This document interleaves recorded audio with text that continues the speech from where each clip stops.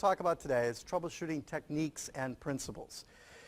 As you get familiar with this process, you become very comfortable with it, and you'll notice its ability to be very forgiving. If you slip up somewhere along the way or things start to get kind of rough, you can always go to the next step, or you can go to caucus, or you can review a transition, or refocus and redirect. But what we're going to talk about today is what happens when things go really wrong.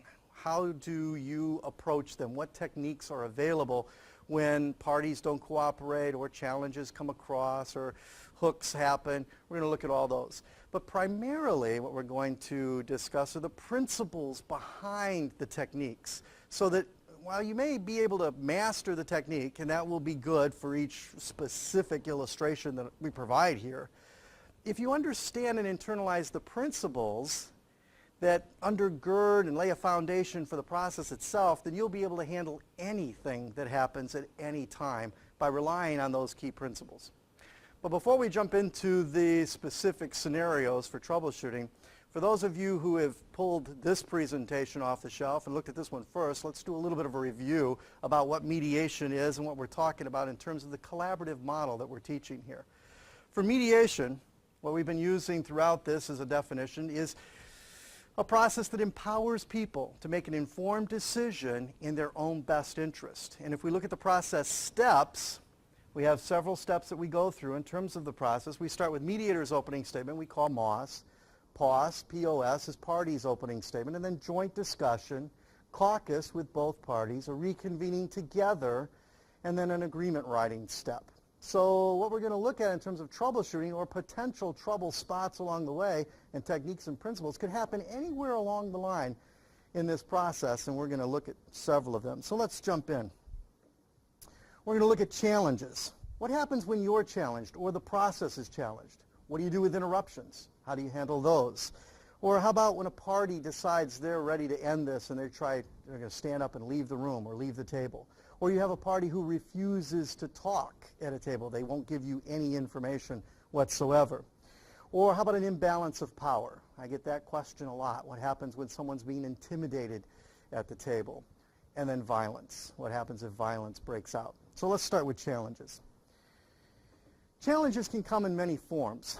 Your qualifications may be challenged, and usually this will come across in the mediator's opening statement. You're starting to tell them who you are, what's going to happen here, laying out the ground rules. And of course, we've talked about all of those things in the mediator's opening statement presentation. But what if along the way someone turns and starts challenging you? Well, who are you?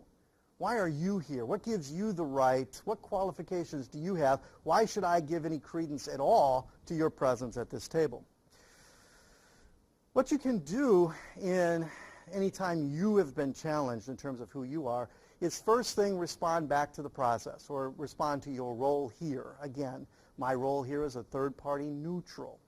Now, that means that I'm here to facilitate a process that may empower each of you to make an informed decision that might possibly resolve this conflict here today. That usually can address it because the question they're asking, why are you here? What gives you, what qualifications do you have for sitting at the head of this table? Your qualifications are plain and simple. You're a trained and certified mediator. You've been trained in this process. You've been certified by either the agency that you're working with or the training that you've gone through. That gives you all of the qualifications you need to sit at the head of this table. So you reiterate that. My role here is a third-party neutral. I'm here to facilitate a process, and I am trained and certified in this process. You are an expert here. That's all the qualification you need is the ability to work and keep the integrity of this process. However, that's not the question they're usually asking you. The question they're usually asking you is a background question. Do you have any experience in this area? Do you have any expert knowledge in the issues that I'm bringing to this table? Can you address these issues if I have questions? That's usually the kind of question they're asking. You can go back, try to reiterate about your role in the process and things like that, but if they really push, and actually in all the years I've been doing this, I've only heard of one story where a party pushed and pushed and pushed for a resume type answer. Who are you? What are your qualifications? What is your background experience? And in that circumstance, It just so happened it was a school setting situation, an education setting, and the mediator did in fact have education background experience. And so he put his pen down, turned to the party, and answered the resume question. The party was satisfied, and they moved forward. Now, you may not have contract knowledge expertise, EEO expertise, IDEA law expertise in an education setting. If they press for a resume information and they keep pressing you for this, answer their question. My background is I'm a Waffle House cook. That's what I do most of the time. I just do mediation here on the side because I love it. If they're not satisfied with the answer, hey, it's their mediation. They can get up and leave. So you want to be completely honest at this point and then see where the cards fall at that as far as you can. Now, I've had one case I've heard about where they were pressing for contract law expertise. Do you have any expertise in contract law? No, I don't. Good, because we don't want anybody here to muck it up with their opinion about what contract law is or isn't. So you may not know what they're headed for in asking the question. Just be honest and tell them. But as I said, I've only had one time that they've actually pressed real hard for a resume type answer. So they could challenge you in your authority. They may also challenge the process. I get more of this than I do the other. The challenge of the process comes to the form of both parties sit down, management on one side, an employee on the other, and each are suspicious of the other. And they're suspicious that you are working on the behalf of the other person. So, well, what is this all about? Why are we really here? What's going to happen? And they don't understand the process, and they may challenge it. Why should I be here? Why should I even sit here for however long it's going to take? All you can do at this point, and the one way this question comes across more often is, who pays you? Who's writing or who's signing your paycheck? Well, I've been assigned this by the agency, especially if you're an inside mediator in a program that you actually work for the agency. Now you're getting paid by the very person I'm in trouble with. I don't trust you. I don't trust this process. You know, this is really going to be difficult. What you can do is reiterate again the process. What's going to happen? You have no power to make a decision here. You're not a judge. I don't decide right or wrong. I don't decide punishments. I don't decide awards on either side. In fact, the power to make a decision here resides in these two chairs or these two sides of the table, depending on how many people are here. There isn't going to be a decision that happens here today unless you two decide. So one of the ways to address their suspicion, one of the ways to address their fears is to remind them or acknowledge maybe for the first time, you two have all of the power here in this room today. Nothing is going to happen unless you decide you like it. If you don't like it, no decision will be made. That way, if they can be comfortable with the fact that they have the power, that they get to make the decision, nobody's going to tell them what to do or make a decision about their lives, they start to feel a little bit more comfortable about the possibilities of being here. Still suspicious, but at least we'll let you go forward. Okay? So, challenge the process, remind them of their role, remind them of their power, remind them of your limitations, what you can't and cannot do. So you're going to get a challenge to the process, you're going to get a challenge to yourself. The other challenge that often comes across, and usually this is not necessarily during the opening statement, are hooks. Hook is when a party turns to you as the mediator and tries to get you on their side, one way or the other. This can be emotionally or this can be informationally. Usually this happens when you're alone. This can often happen when you go to caucus. So a hook might be, well, you've spent a few minutes with that supervisor. Can you see now how prejudiced they really are? And they're expecting a response from you. So how do you handle this kind of a challenge? Or the kind of hook that says it's not necessarily trying to get you to agree with them, but they're going to solicit information from you. Well, help me out here. You know, you've done thousands of these kind of cases. What usually happens in a situation like this? Do you think I have a good case? Should I go forward? Should I stay here? Should I settle? Should I take their offer? And they're turning to you for advice. Either one of those kind of challenges are hooks. And the way to address hooks, if you can, is to ignore it completely. So if I'm sitting down during a caucus, we're just about to get started, and I hear this, well, can't you see what a jerk that employee is?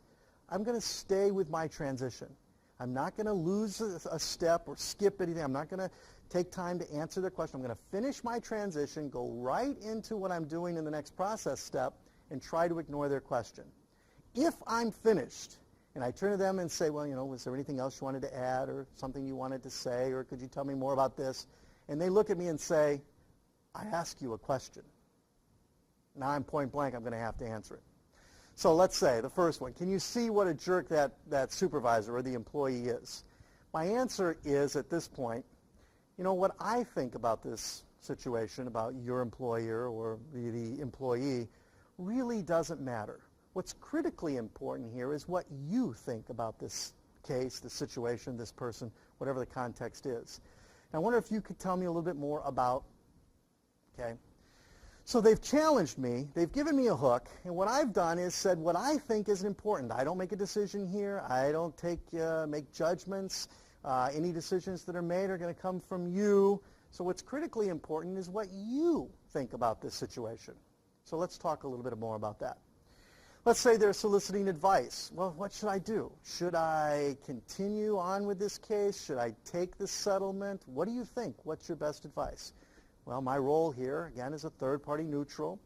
I don't make any decisions here. And what I think about this situation really isn't important. What's critically important is what you think about this situation. So if you did go forward, how do you think it would turn out? If you did settle, how do you think that would turn out? And I'm going to put it back in their lap. So with any type of challenge, the principle that we see going on here is to reiterate your role as a third-party neutral. Okay? They challenge you and your qualifications. My role here is a third-party neutral. If they challenge the process, my role here is as a third-party neutral, and this process is going to allow you to make a decision. If they try to give you a hook and ask for a decision or an opinion or get you on their side, my role here is as a third-party neutral. So if we're going to look at a principle regarding challenges, remind and reiterate your role, third-party neutral. The more you can identify that, the better you're going to be able to make the dodges in terms of addressing their challenges. Okay? So those are challenges. Let's go to the next one. Let's talk about some interruptions. What happens when you are faced with interruptions? And interruptions can come across at any time in the mediation. And how you respond to them is going to depend upon when that interruption occurs. For instance, let's say you're starting your opening statement and you're being interrupted. Either they're talking to each other, they're challenging each other, or they're challenging you. You can pause, answer their question, move forward, step right back into your opening statement. So being interrupted during an opening statement raises the value of that mediator's opening statement card. That isn't there because you've forgotten or that you're new, or the mediator's opening statement card present in front of a mediator is a sign of a professional. It's not a sign of a novice or a new person. Still, to this day, when I do mediations, I have my mediator's opening statement card in front of me. Do I have it memorized? Yes. Am I going to forget something? Probably not. Can I say it backwards? I don't know. But the point is, it's there in front of me so that if something happens, say an interruption or somebody starts challenging, or I've got to deal with an uproar between these two, I can come back with a glance and see where I am in my opening statement. The thing you do not want to have happen is get into the middle of an interruption, address it, and then, where was I? Oh, yeah. And forget to mention exceptions to confidentiality, or forget to mention that this is a confidential setting. You don't want to put yourself in that position. So keeping that card there, and again, I've never had anybody lean over and say, well, is this the first time you've ever done this? They don't. Nobody's ever made a comment about my mediator's opening statement card. It's there for your protection in case you need it. So you can be interrupted during opening statements. You can also be interrupted during the party's opening statement. And this gets a little trickier because you've laid out the ground rules in your opening statement that you're not going to interrupt them while they're giving their opening statement, and you're going to ask that they don't interrupt each other. So really, there's one ground rule that you lay, and that is don't interrupt during opening statements. Now, there's a very important reason, and we've talked about that during the pause session, party's opening statement, as to why we lay that ground rule down. It has everything to do with negotiation. It has everything to do with setting the groundwork so that a good negotiation can take place, and that has to do with venting. Well, I don't want venting taking place and these people one-upping each other, and this heated discussion starts to escalate because they start interrupting each other. So I've laid this ground rule. Are they going to follow it? Maybe, maybe not. I've got to tell you, most of my experience in every agency I've ever worked with, parties generally will follow the rules, the guideline. There may be a little comment here or there, and we'll talk about how to deal with that, but for the majority of the time, they're here for a reason, and they're going to follow this process.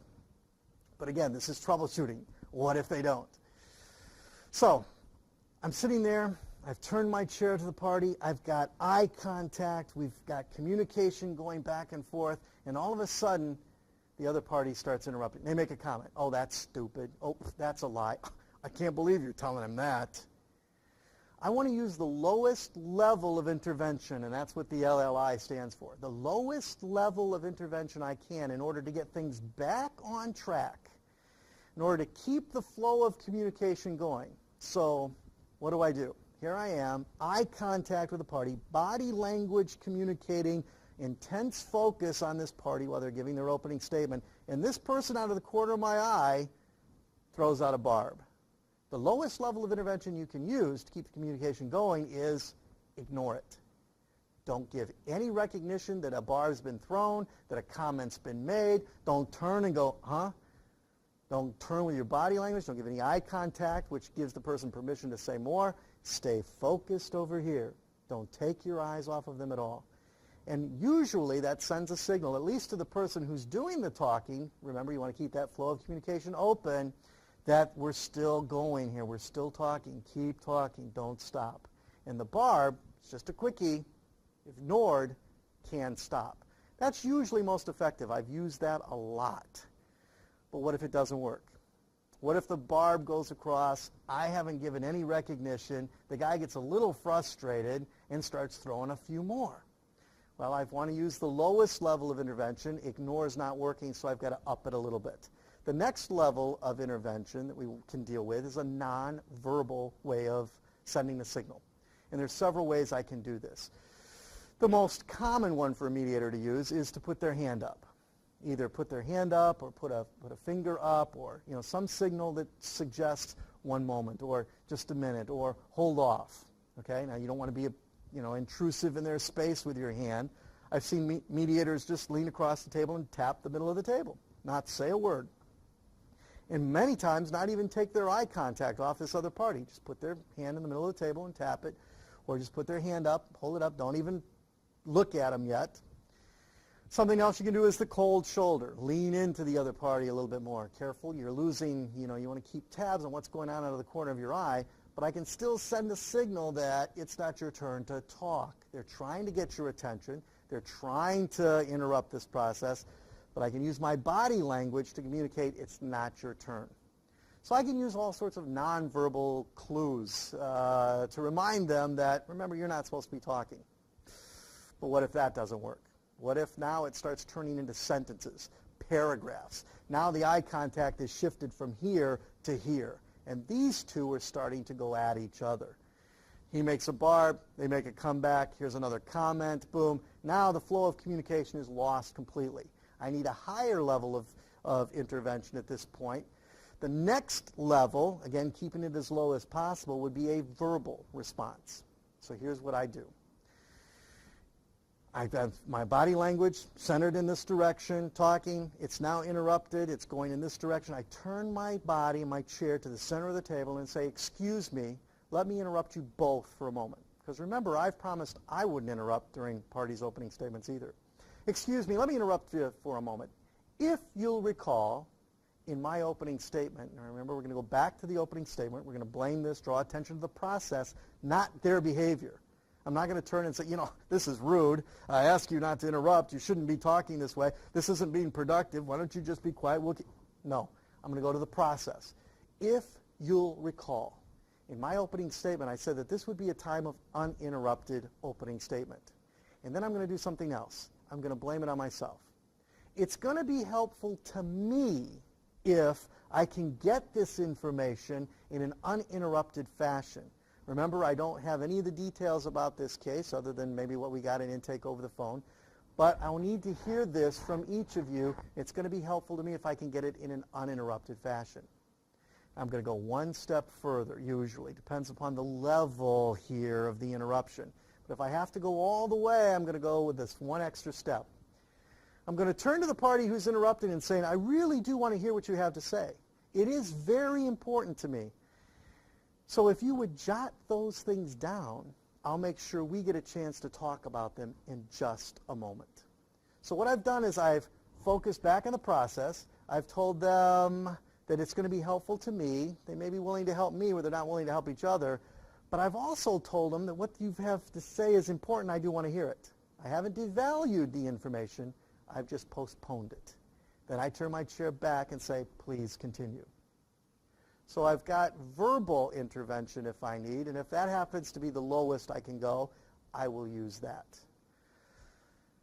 But if that doesn't work, what happens? I may get to a situation where I have to break them up. I may have to talk privately with each of them. Maybe I'll have to talk one-on-one for a little while with the person who's causing the disruption. And I'm going to find out why they're here, what you'd like to see happen, see if they've got any vested interest. I can understand this is frustrating. Might do some recognition of feelings and emotions. But I'm going to bring them back to, we need to follow the process. If we can't follow the process, we're not going to be going forward here today. Because that's my job. That is my responsibility. When you sit here as the mediator, your responsibility is to maintain the integrity of this process. So you're going to do everything you can with the lowest level of intervention, because if you start interjecting your power dynamics, it'll interfere and affect the power dynamics going on at the table. So we're going to hit the lowest level. But if I have to, if the parties refuse to cooperate, if I can't get the flow of communication going in a productive, forward manner, I'll end the mediation. I'm sorry, we're not going to be able to go forward here today. If they're not willing to follow the process, there's nothing you have to offer them. You might as well close up your books and go home. You can't give them advice. You can't decide for them. You can't solve their problem for them. The only tool you have available to help is the process. And if they're not willing to follow it, there's no reason for you to be there. So, I guess the highest level of intervention in dealing with interruptions is we're done. Now, I have to tell you, I've never had to end a mediation. I think I've only done a caucus or a private meeting once with a party. Other than that, the highest I've ever had to go in any of the interventions was a verbal response.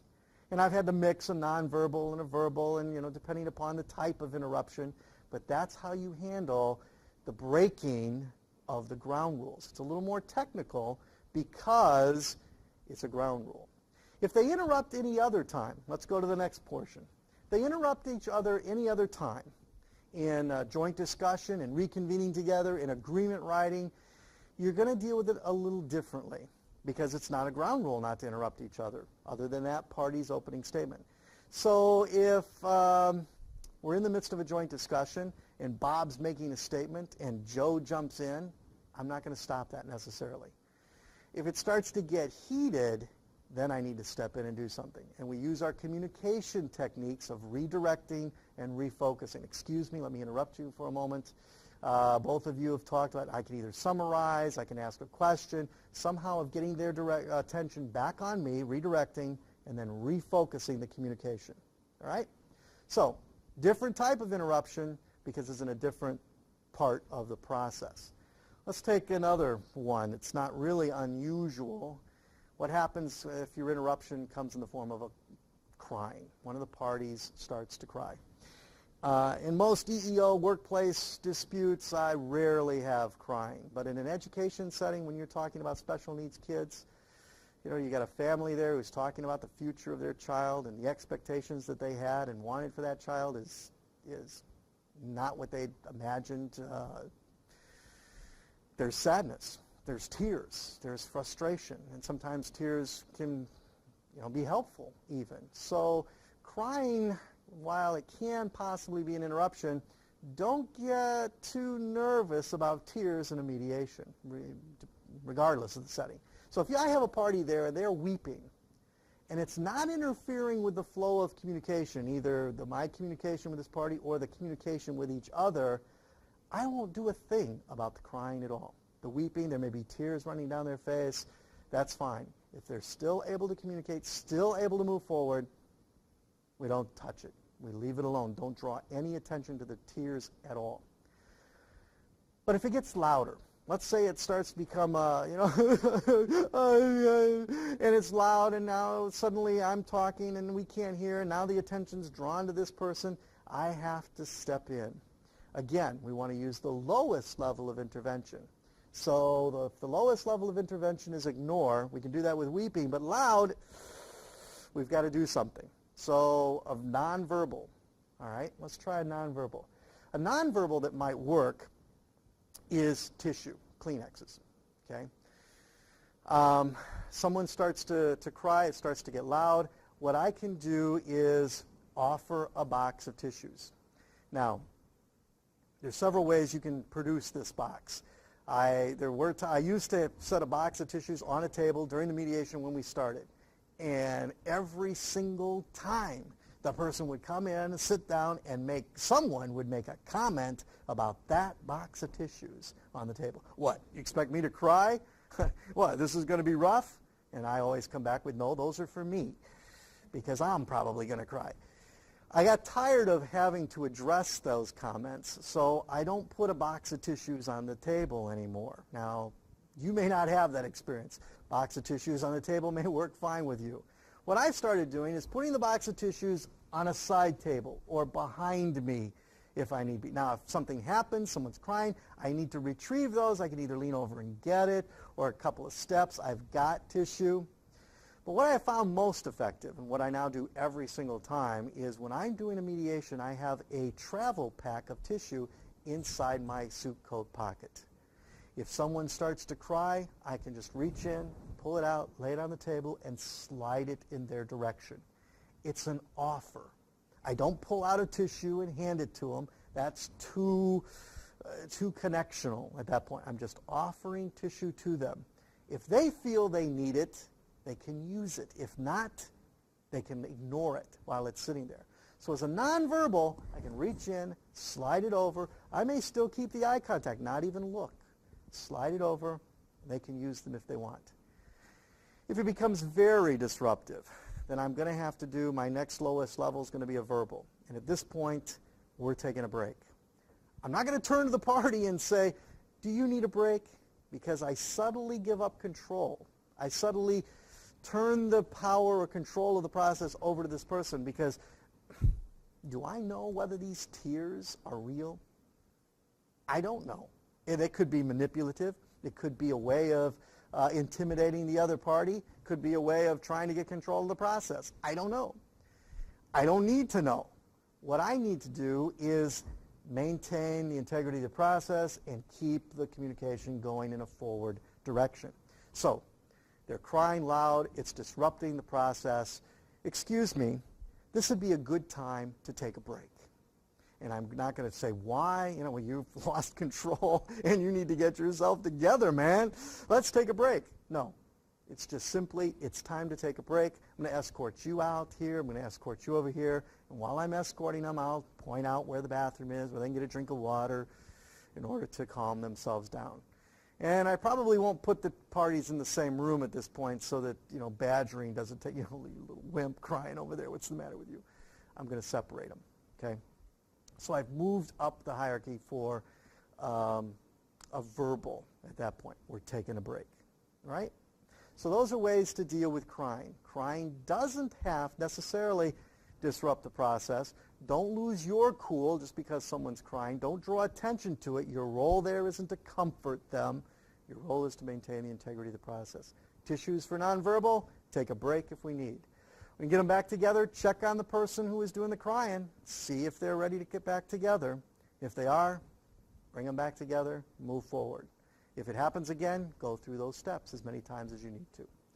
So interruptions. Basically, in terms of interruptions then, the principle that we're going to keep turning back to is the lowest level of intervention. You don't want to interject too much because then you can begin to affect the power dynamics. And that lowest level of intervention can go anywhere from ignoring to a nonverbal, to a verbal, to a private meeting, to even stopping the whole process if need be. All right? So lowest level of intervention, that principle. Next one. What happens if a party wants to leave the table? Usually this turns out to be a power play. And if someone stands up, I've had it, I'm out of here.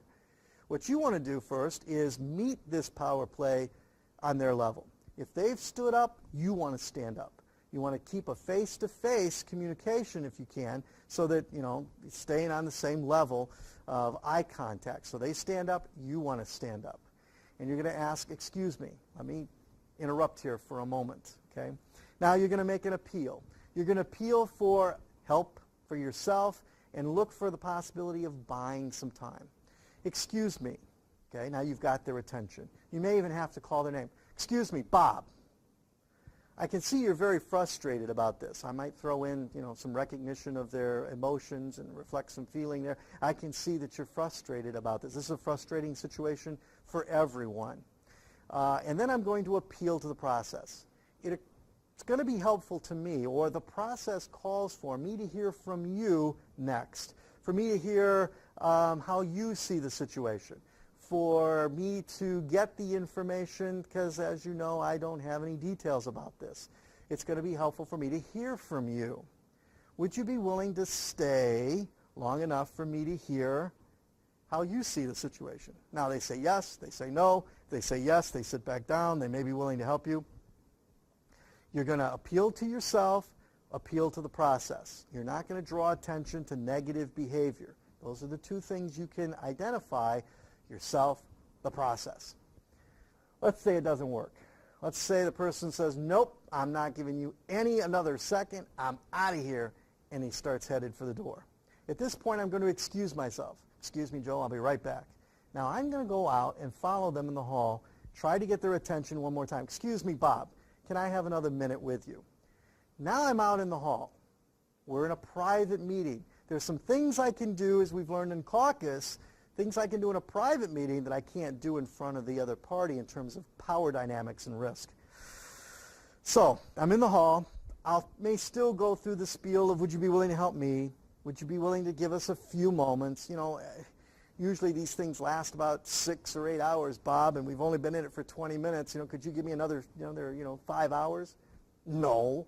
I may ask for 15 minutes. The next step of the process, let me tell you what's going to happen. Would you be willing to just sit long enough for that to happen? It's going to be helpful for me to hear from you. I may go through that appeal. But I also get to add the possibility of reality testing. Reality testing is to ask them, well, Bob, you have the right to leave. I'm not going to try and stop you. But I was curious, and I wanted to help think through this with you. What's going to happen here today if this isn't settled and you leave? What is the next option? What is the next step for you? Now, if he starts talking about, well, I guess we're going to go through the EO process. I guess we're going to have to go to the judge. I guess we're going to have to, what impact is that going to have on the department, Bob? What impact is that going to have on you emotionally, financially? Now, I'm not going to do this rapid fire, but the ability to reality test in the hallway is now available because we're one-on-one. So I might be able to get him back to the table with a little bit of reality testing and an appeal to help me. So that's how I'm going to deal with someone leaving. If I've done all that and he still says, nope, I'm out of here, then he's gone. I've done everything I can do. I come back in, I fill out a no agreement form, I offer a copy of that to Joe, and we're finished. The no agreement form, the parties don't have to sign. It only requires your signature, so I don't need Bob's signature. I don't have to track him down to sign it. We're finished for that. But there is the possibility that Bob may go out, stomp around outside, kick a tree or two, and then come back in the midst of us filling out this no agreement form. If that's the case, I'll simply turn the form over, slide it under my folder or portfolio, and we'll get back to work. Okay? So if a party decides to leave, it's a power play. Sometimes they do it just to posture. to intimidate the other party. They'll stand up and they'll huff and puff, and you ask them and they'll sit back down. So don't assume that it's all over just because they're trying or looks like they're about to leave. Try some of these techniques.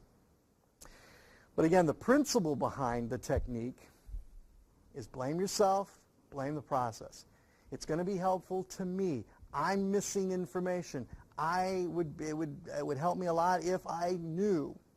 Or the process calls for me to hear from you. The process calls for us to do this. The process. Don't slap their hand. Don't intimidate. And don't use reality testing to do these subtle little threats. You know, well, Bob, what's your supervisor going to say if you walk out today? Huh? We don't need that kind of guilt or those kind of threats. He's got enough going on in terms of defensiveness with the conflict. You don't need to be a part of the conflict too.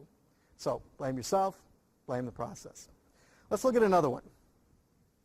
What if a party refuses to talk? Again, I'm missing information.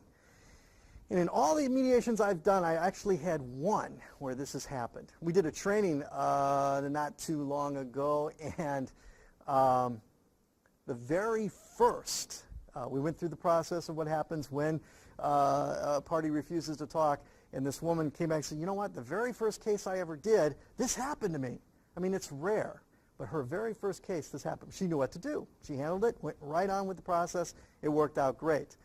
For me, in the situation I was in, it was a voluntary divorce case.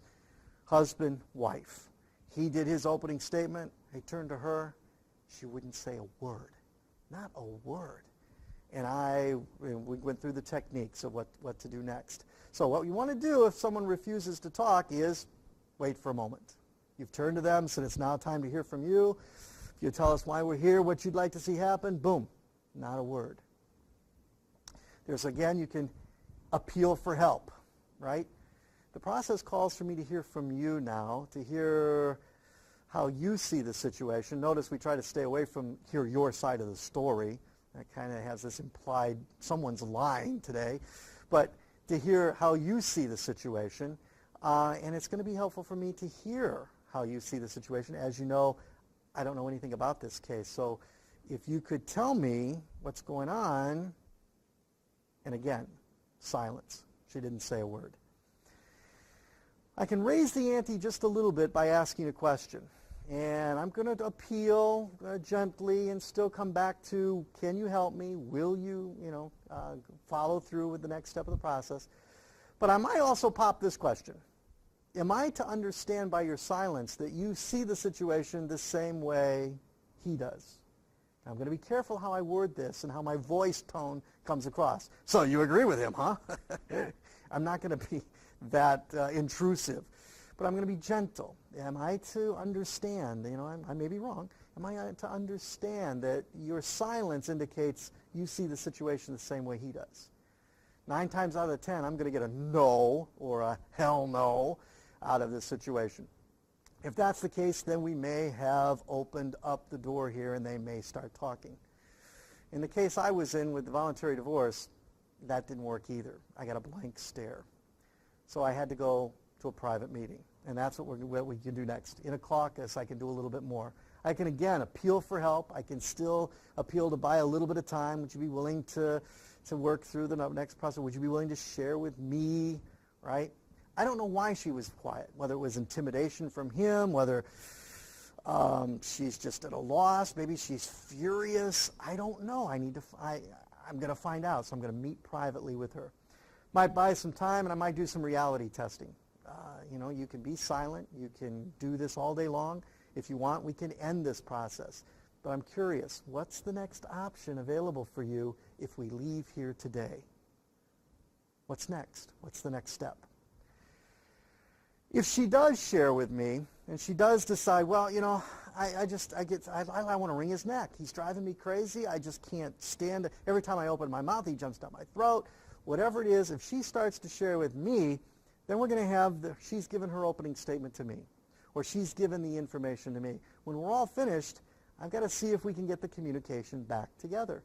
Would you be willing to share that with him when we get back together? Yes, no. She says no.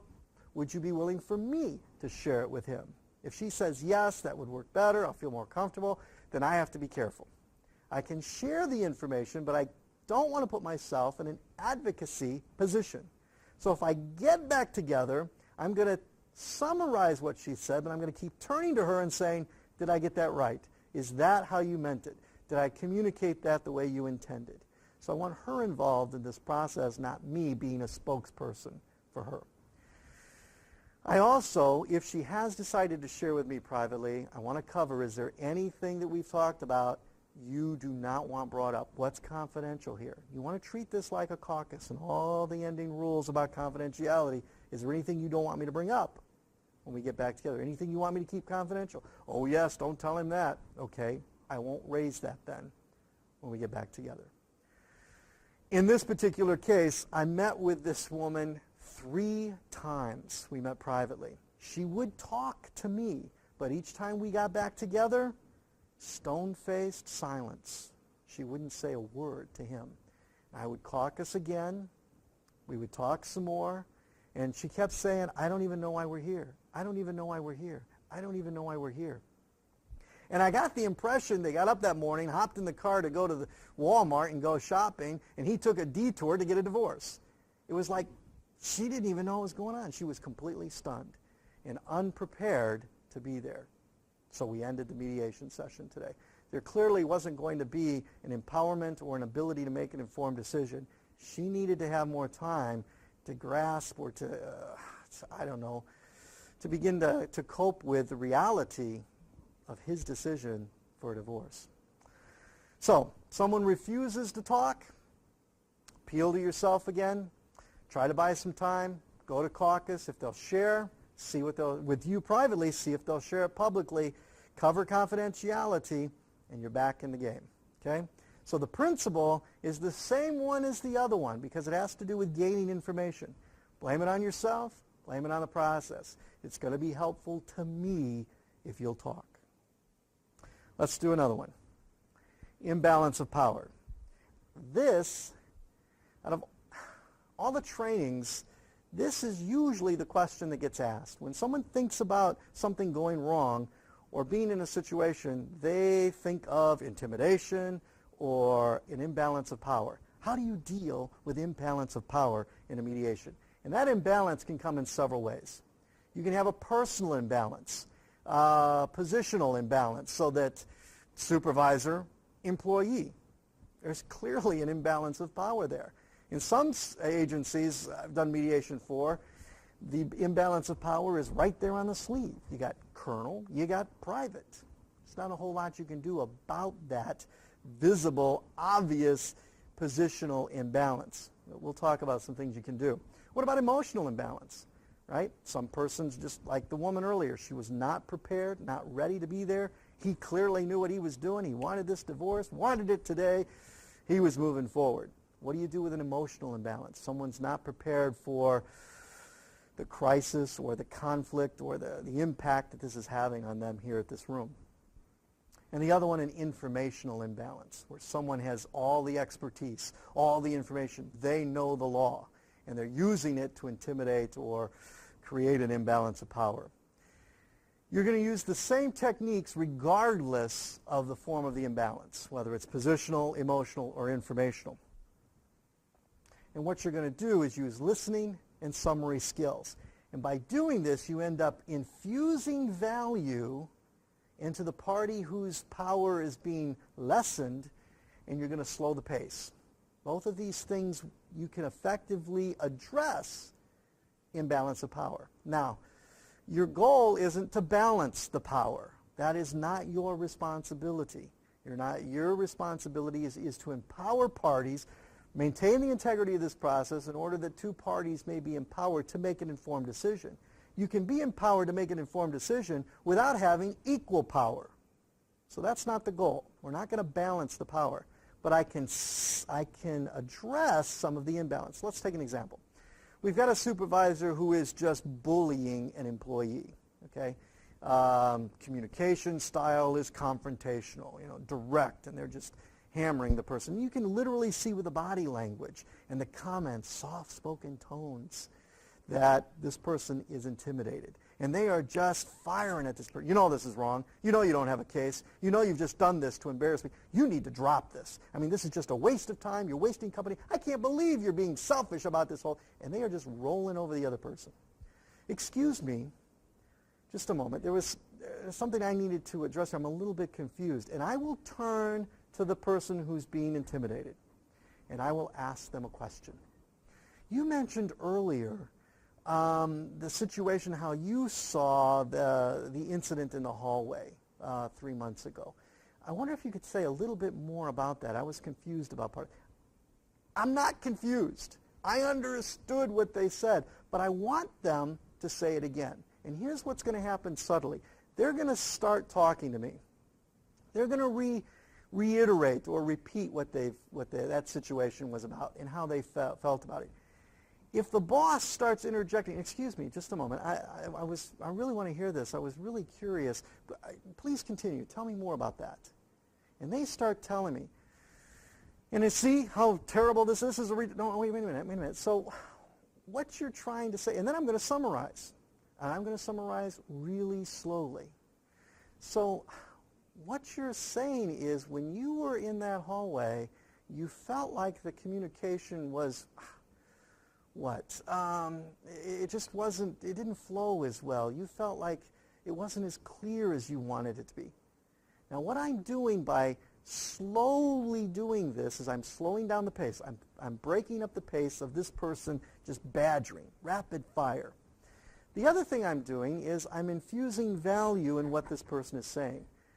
I really want to understand. Now, I go, you really weren't comfortable with the way the communication went in the hallway during that time. Did I get that right? Now they get to tell me, yes, that's exactly what I saw. Now I can turn and offer it over here. Did you feel that way about that? No, I didn't. They can be as bullying as they want. But notice the communication now is toward me, not toward the person who's being bullied. I can begin an empowerment process between the person here and myself, not necessarily between these two. What you have to say is very important to me. I value what you're saying. I want to take all the time in the world to make sure I know what's important to you. Now that can make this person feel important. Make that person feel valued. And as they talk to me, they can at least feel important and valued by me. I begin modeling, at that point, possible communication styles that this person could try. They probably won't, but they could. But the value is that maybe if they start to feel some empowerment here, it might be reflected here. I can slow the pace, and I can infuse value in the imbalance of power. If the imbalance is emotional, I'll do the same thing. Excuse me. Let me interrupt here for a moment. There were some things I wanted to clarify. You had mentioned that yada, yada, yada. And I wonder if you could say more about that. Okay. Now, you were uncomfortable with the yada part. Okay. I can summarize, reiterate, slow the pace down, infuse value in this person. I'm going to make it clear to everybody that this person's important to me, because that's what the process calls for. Informational, I can do the same thing. So you weren't clear. I did a postal case. It was on a leave issue. And the leave situation in the postal service is pretty confusing. The person had filed a complaint of discrimination because they didn't get their leave. The management official described the circumstance and situation of why they didn't get their leave, and it was clear to me after the opening statements there wasn't any, it was the policy itself that made the lack of her getting her leave. But she didn't understand that. So I realized until she understood this policy, she was going to still feel as though it was a personal issue, not the policy. So I played dumb. Now, this is really confusing. I don't understand this. Could you help me? And I actually got up, went to a whiteboard, and drew it out on a piece of paper. Right? So you're saying this, this, and this. And then I turned to her and said, is that the way you understood this?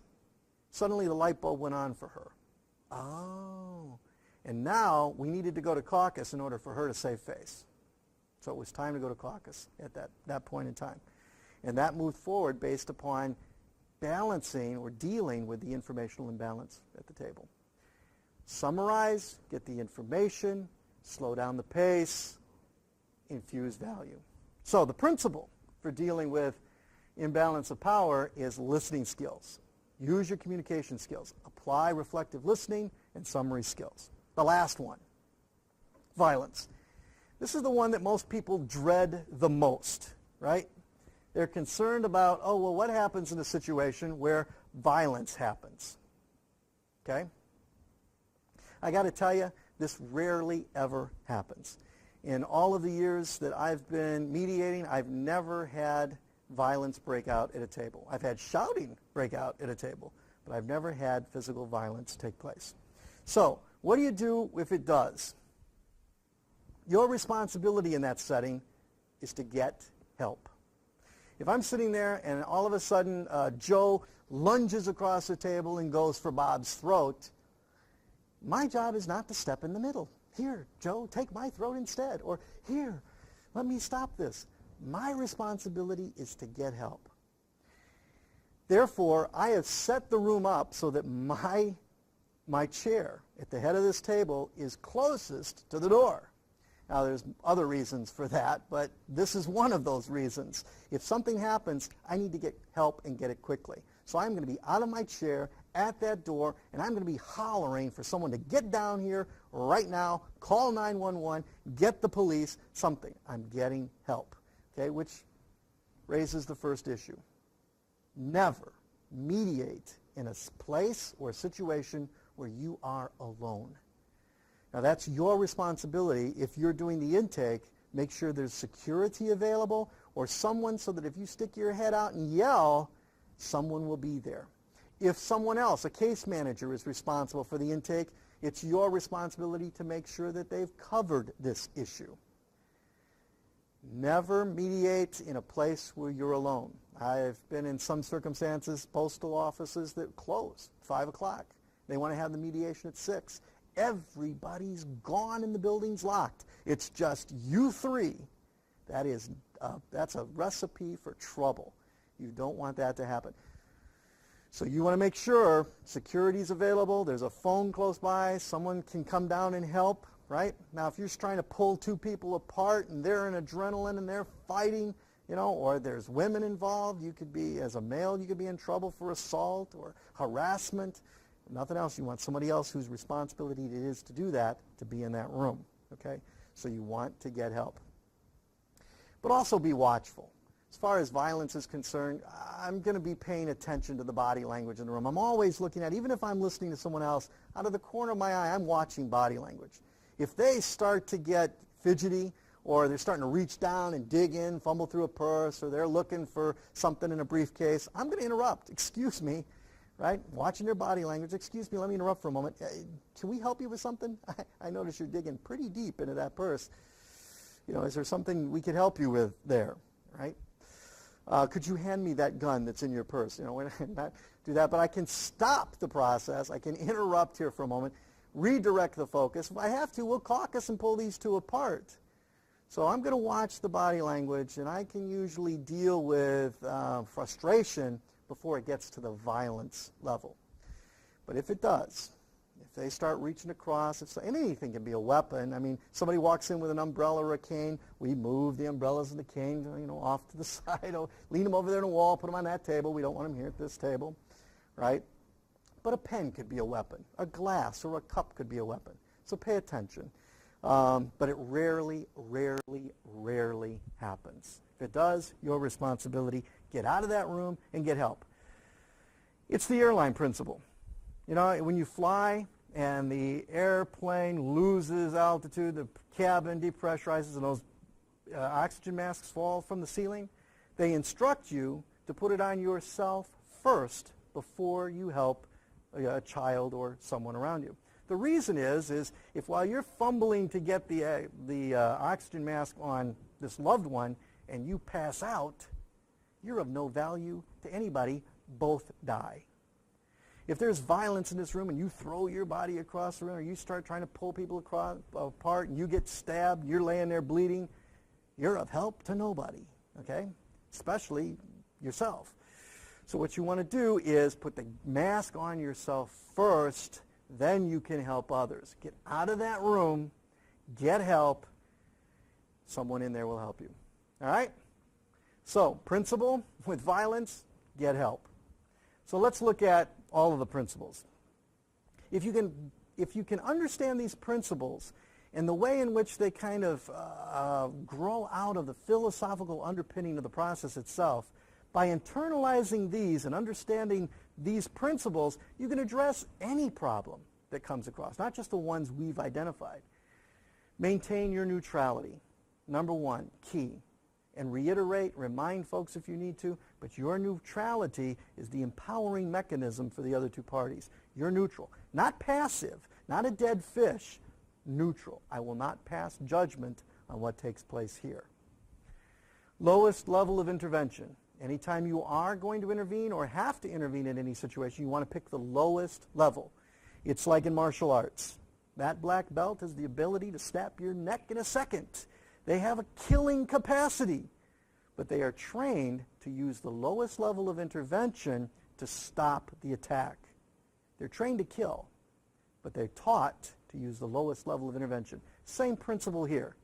You're in a mediation. If you're going to empower two parties, you don't want your power dynamics mucking it up.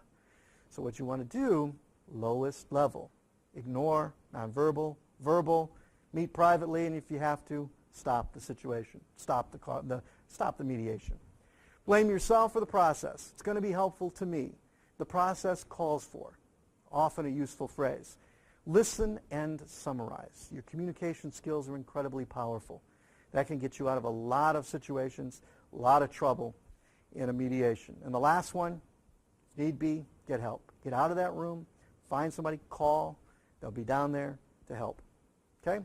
So these principles, learn these, use them. They can be effective in almost any situation that comes up. And you'll begin to see more and more the power of this process to empower people, help them resolve their own disputes, and keep them going in a communication path long after you've left the room. Good luck.